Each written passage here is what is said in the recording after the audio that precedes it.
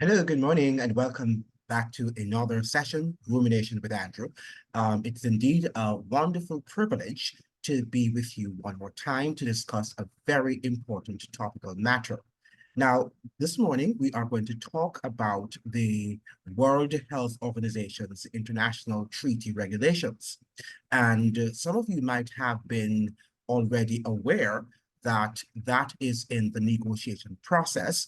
And if it is ratified in May of 2024, that's this year. So we're just about 5 months short of the pandemic treaty at the World Health Organization being ratified by its member nations. Now, it's very important that we acquaint ourselves with the characteristics, right, and some of these rules and regulations that will be implemented by our governments. Now, remember now that it's something that has to do with pandemic prevention. Well, they say pandemic preparedness, prevention, and response. Now, I've always asked myself the question, and I hope that you can respond. I might not be able to answer it, but the purpose of this channel is to prompt critical thinking. Now, if something can be prevented, or mitigated, why do we prepare for it? And can we really prepare for a natural pandemic? Right? Since pandemics are natural, as they tell us, how is it that we can prepare for something that comes out of nature? Now, I understand that we might be able to take certain precautions, right? Like cleaning up of our environments and ensuring that we do not, of course, invade, animal reservoirs that, because a lot of times we too, as human beings, are invading these animal spaces, right? And it's creating lots of different diseases. Now, also the eating of certain products, but how can we force global population to do perhaps what they don't want to do? For example, we know that smoking can cause lung cancer, but can we force the global population to stop smoking, right? And a list of other diseases that can be prevented, right? That we know can be prevented, right? But we know that because of the lifestyle of certain people, what they eat, what they do, right? The failure to exercise and to do other things, or the lifestyle important stipulations for maintaining good health. But the fact of the matter is that we cannot force a global population. So let us see what is going to happen and what this treaty is all about. So let me just begin in earnest with this discussion. Now, we are looking here at an interview that was done. And it says here the WHO Pandemic Treaty, the Good, the Bad, and the Ugly, an interview with Larry Gushkin. And this is by Vijay Shankar Balakrishan, right? I hope I'm not mispronouncing that person's name. Now, the World Health Organization has set a May 2024 deadline for negotiations on the pandemic accord, which are set to conclude at the 77th World Health Assembly in Geneva, right? So we have here that it's also called the Pandemic Accord, and you'll hear the Pandemic Treaty or the Pandemic Rules and Regulations. I think it's the same thing, right? So you might decide, okay, over different types of semantics and terminologies. Now, Lawrence Augustin is confident that countries will adopt a pandemic accord at the 2024 World Health Assembly, right? So the question is whether it will include the kind of robust norms necessary to ensure that the new accord is transformative with respect to correcting disparities and injustices uncovered. Now, in recent time, we've been hearing a lot about this diversity, inclusion, and equity, or diversity, equity, and inclusion. So here we're talking about there are disparities in health, and we talk about the injustices also in health. I don't understand what they mean by the injustice in health. Is it that somebody is, inflicting harms on people's health? We don't know. And effective in its enforcement of new norms, right? So it's very important that we understand that. As the head of the Georgetown WHO Collaborating Center in National and Global Health Law, Goshen is playing a key behind the scenes role in negotiations. Now, let's go into the interview a little. Now, we have here, what is a pandemic treaty? So the question is being posed to Lawrence Goshton. What is a pandemic treaty and what does it entail? Now, his response is, the pandemic accord currently in development has the potential to be a landmark in global governance, akin to the Paris Agreement. Its impact will depend on its final content, mainly if it includes strong norms. So this is going to be equivalent or synonymous with the climate change Paris Agreement. So it means, therefore, that it will be binding on all nations. And once you are signatory to the climate change accord or agreement, it means that the governments will have to abide by the rules and regulations outlined, right, in that agreement, right, in the Paris Agreement on climate change. Now, let's listen to these norms should ensure equitable sharing of life-saving resources, promote a One Health approach. Now, what is this One Health approach that they're suggesting here? Something that you need to investigate, right? To prevent zoonotic diseases and establish robust compliance mechanisms. The accord could transform global health law by emphasizing equity, a holistic health strategy, and effective enforcement. Now, what is interesting or what might be concerning to you for those of you who might practice other lifestyle, or other holistic health principles is, what is this One Health that they're talking about in light of the pandemic we saw where, there were just these protocols and that the entire world wanted people to follow. Now, that is for you to decide. Now, we have here, based on our observations of the draft versions of the treaty, where are the opportunities for an accord? Right, and Goshen is responding, I'm confident governments will adopt a pandemic accord at the May 2024 World Health Assembly. However, I'm concerned it might lack the robust norms mentioned. This could weaken its impact. Bold norms and strong accountability mechanisms can make it powerful, but high-income countries might hesitate to ratify. So you have some of the high-income countries who are already failing to ratify this pandemic accord. But they're still in negotiation. Remember now that if it is ratified, it will be implemented in May of 2024. That's this year. It could be diluted during negotiations, potentially failing to ensure equitable access to life-saving resources or overlooking the One Health strategy. So again, we are seeing here this One Health strategy, something that you need to delve into more and see what do they mean by this One Health strategy. I urge all nations to seize the once-in-a-lifetime opportunity. Let's make the world safer, more secure, fairer, right? Failing to do so would be our own responsibility. Now, our world is not fair in any sphere of human life, whether it's in the religious realm or the economic realm, or the social realm. So I'm not sure if the economic realm is not dealt with, how can it also be fair in the health realm, right? Because a lot of times when we talk about health, even in the United States, people tend to talk about people who have access to healthcare. And the people who have access to the quality healthcare, that is, are the ones who have decent jobs, right? And then they are able to access quality health care, right? The ones who do not have jobs or their jobs are not the best, right, tend not to have the best healthcare.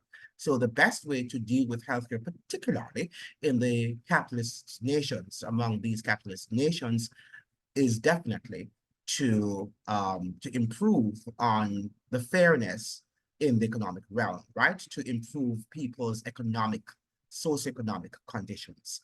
That's what I think that would be the best way if they want to ensure fairness in the health sector. Now, HP Watch is asking another question. There has also been a lot of discord during the pandemic accord negotiation. Which countries are contributing to these disagreements and why? So he says, failing now could postpone meaningful global health norms for decades. The main hurdles, disagreements between high income and low income countries, particularly African nations and the US, Europe. Rich countries prioritize full access to scientific data for governments and scientists like pathogen samples and genomic sequencing. This data is crucial for understanding and responding to pathogens. However, lower income countries view these samples and data as their only bargaining power for equitable resource sharing. They're concerned about sharing scientific information used to develop vaccines and drugs, but not getting access to these life-saving resources in return. So we know that during the pandemic, there was some reluctance by the rich countries, the wealthier countries, to share vaccine technology and information with poor countries so that they could have manufactured the so-called life-saving vaccines, right? So that is something that they might disagree with. Even Bill Gates, who was promoting the vaccines and who had invested lots of money into the vaccines, he did not want to share the platform, the technological platform of making the mRNA vaccine with foreign nations. So that was something that was very interesting during the pandemic. Now, listen to this question. What are your thoughts on the treaty's negotiation mechanisms for promoting timely information sharing in the context of national interest conflicts? And he says here, that's Goshtin is saying, during the COVID-19 pandemic and even well before, the world suffered from two failures of cooperation. First, nations failed to promptly report novel and dangerous outbreaks or share pathogen and genomic sequence data. The second is that countries failed to equitably share those life-saving resources once vaccines and therapeutics were developed. Right? And as a result, there is currently considerable distrust in the negotiations. The tensions often exist between higher and lower income countries. The only real tool WHO currently has to encourage countries to prioritize global solidarity over their own national interests in the negotiations is diplomacy, reminding countries of the immense toll of the pandemic, both in terms of lives lost and economically, and that preventing history from repeating itself can only be achieved through strong norms and global cooperation. Now, what I want to say, if we do not want history to repeat itself, well, we must review what happened during the pandemic, right? And so far, we have not yet had a dispassionate debate about the response to the pandemic, right? We just heard from one side and say that this is a science. So I think that if we want to really learn from history, that we have to look at the good, the bad, and the ugly, right? All of that. No, we have to just look at all of the different shades, right? The different colors of the pandemic, and to see whether or not we did a fantastic job or there are things that we could have improved on. So far, we have not seen that. What we have heard so far is that they have done an excellent job and they are still ramping up their, their pandemic response, and they're encouraging the world to follow suit, right? So how will we learn and how will we not repeat history, right? That is the question. Now, let's look at another question that he's posing to Goshtin. How confident are you in incentivizing compliance given the IHR enforcement issues during COVID-19 pandemic? I am not at all confident, he's saying. History with the IHR teaches us that without effective compliance mechanisms, and they're using the word compliance, right?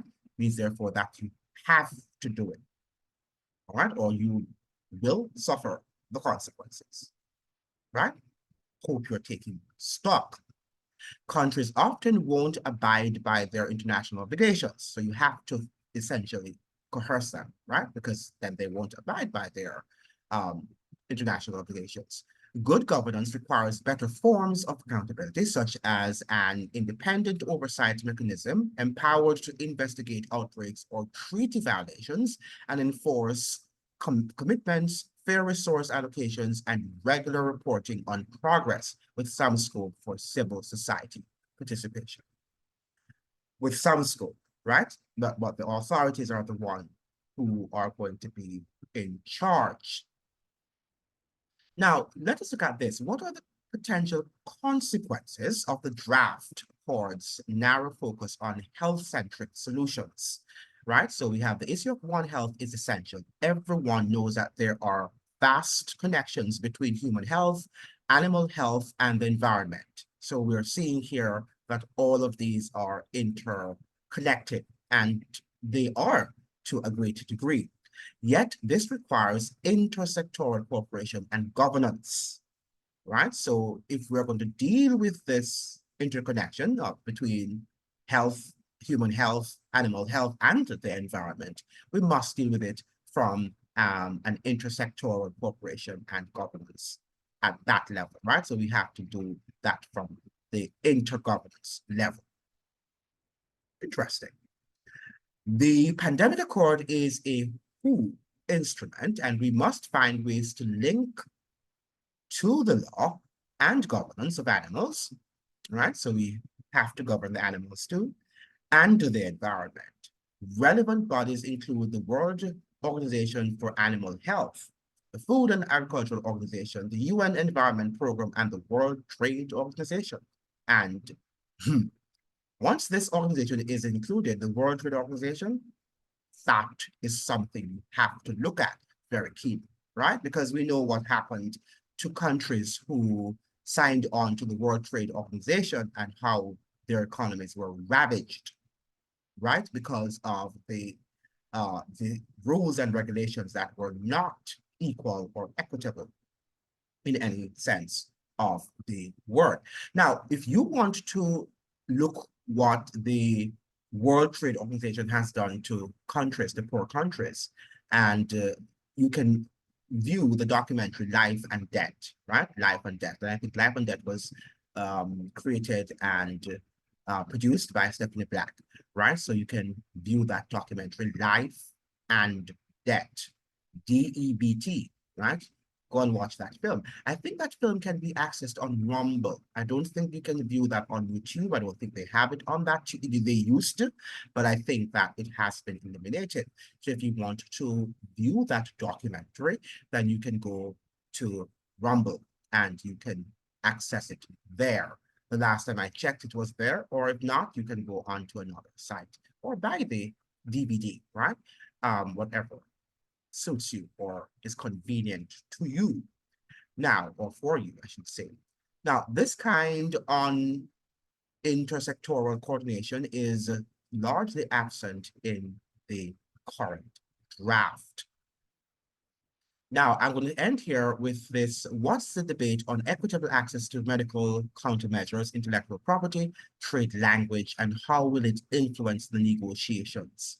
And just a Augustine response here, there are huge gaps between high and low income nations. High income nations are reluctant to sign on to binding obligations to share life-saving resources. But low-income countries demand that they have a right to fair and affordable access to vaccines and drugs, right? So the truth is we need both, and we shouldn't trade one important value for the other. It is clear that rapid reporting, sharing pathogen samples and genomic sequence data, and sharing scientific and epidemiologic information are vital for global health. It is equally clear that we cannot tolerate a system where all the benefits go to high-income countries and lower-income countries are left behind. Right? So that's interesting. I leave this interview in the description box. You can check it out and read it for yourselves, right? So that you can see what is happening and you can ask your questions. Now, I thought this was an interesting article coming from the right? Stat News, right? It's an online news, and it was very interesting. And this article is, by the way, for those of you who are in support of the World Health Organization Treaty or Pandemic Accord, this article was in defense of that accord. It was written on January 20th, 2023, quite some times back, right? A year, almost a year back now. Now, in December, delegates from more than 180 countries met in Switzerland to discuss the International Treaty for Pandemic Prevention, Preparedness and Response, which had initially been proposed in December 2021.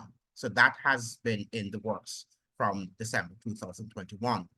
Support for it gained traction as the COVID-19 pandemic highlighted concerns about global vaccine inequity, genomic data sharing, and more. The December talks productively focused on these issues and concluded with delegates agreeing to another round of negotiations in February, right? So that was what they did. Now, despite its seemingly loss and technocratic focus, the pandemic treaty has come under fire in the United States. Conservative commentators have attacked rather the treaty as an attempt by a biased World Health Organization to impose endless lockdowns and curtail Americans' rights. So that is what the conservatives are saying, that the treaty is going to curtail Americans' rights and that it would implement permanent lockdowns. In Congress, any future pandemic will likely face stiff resistance in the Senate as right-wing analysts have expressed concerns that a treaty could constrain American national sovereignty. Such opposition has derailed a number of treaties ranging from the UN Convention on the Rights of the Child to the UN Convention on the Law of the Sea.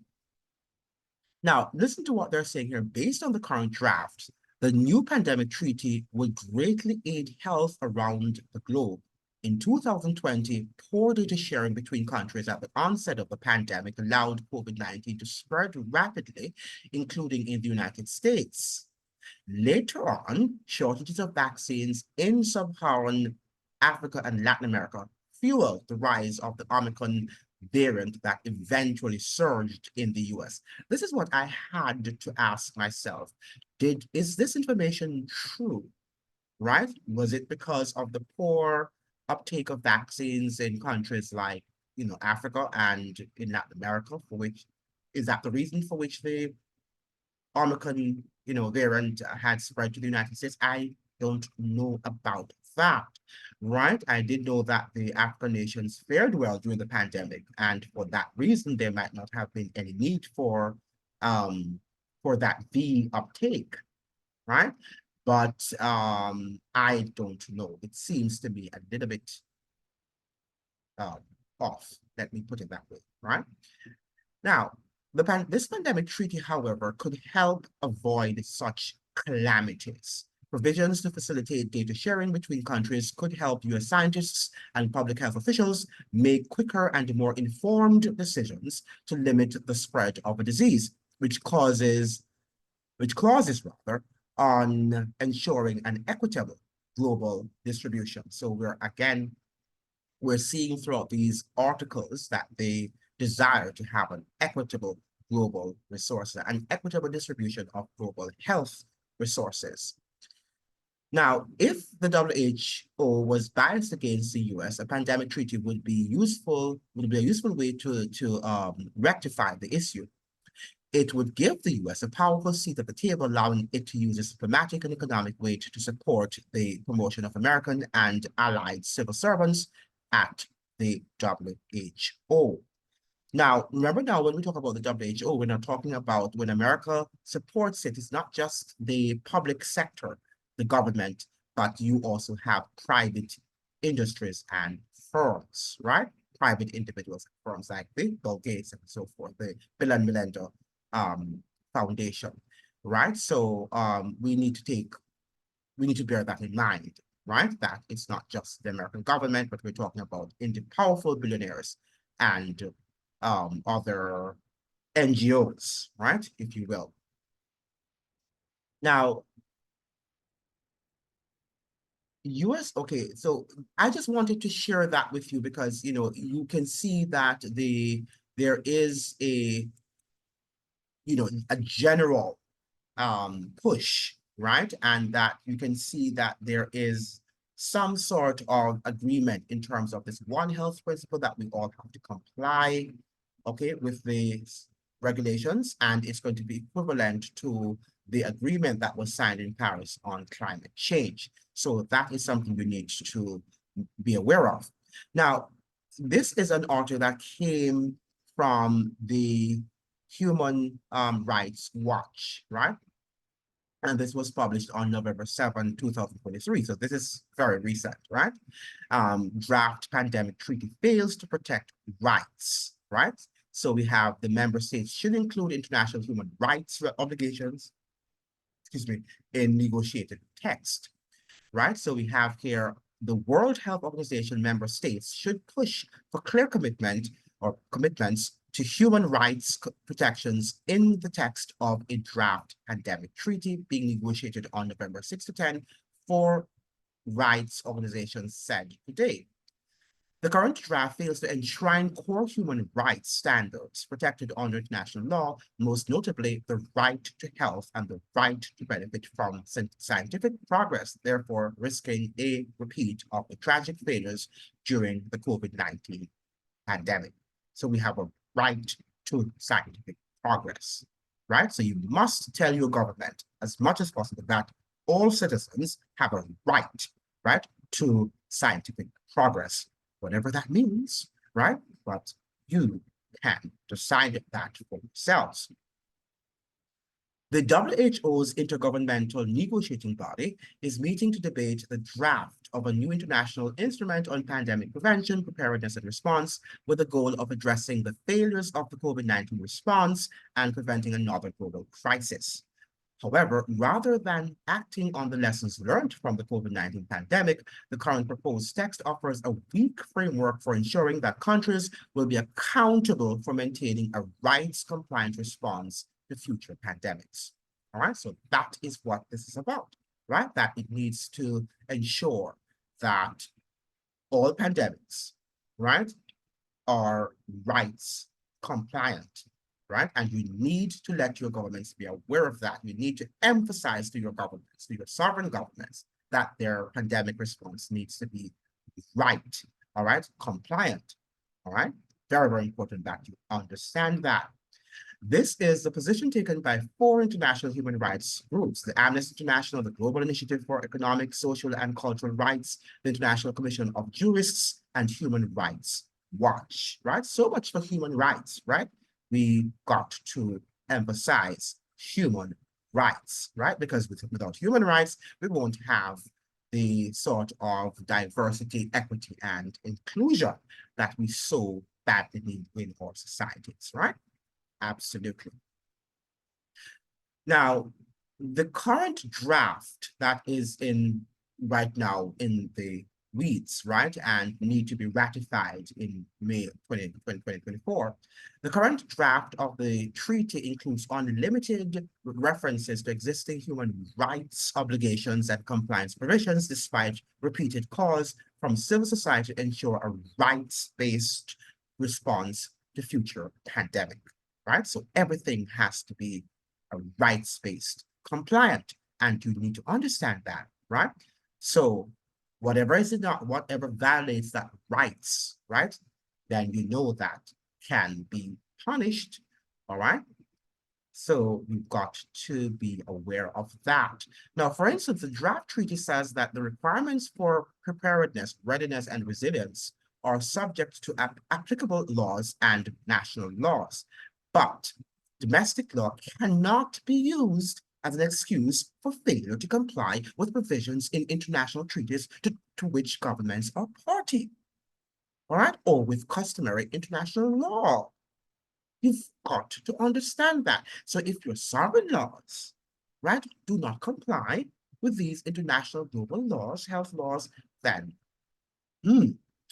that might be a problem, right? And your governments need to be aware of that, right? Even more concerning is that parties appear to merely to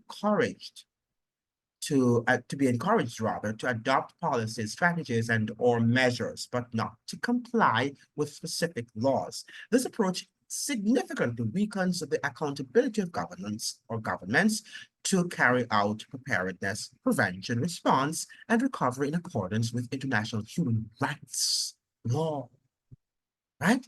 Has to be based on human rights laws. Every pandemic response that your governments around the world implement, it needs to conform with the international human rights laws, right? And you've got to understand that.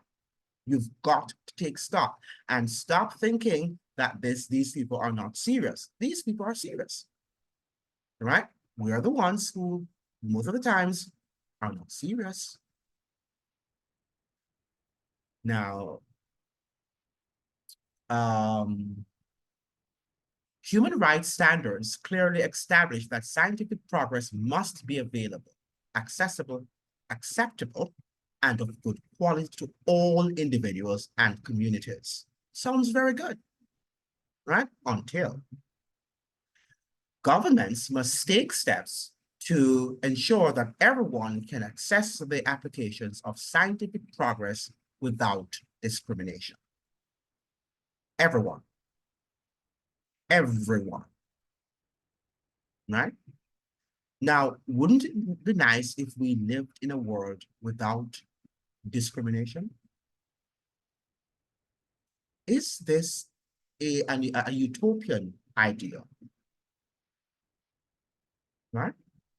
Something that we have to ask ourselves.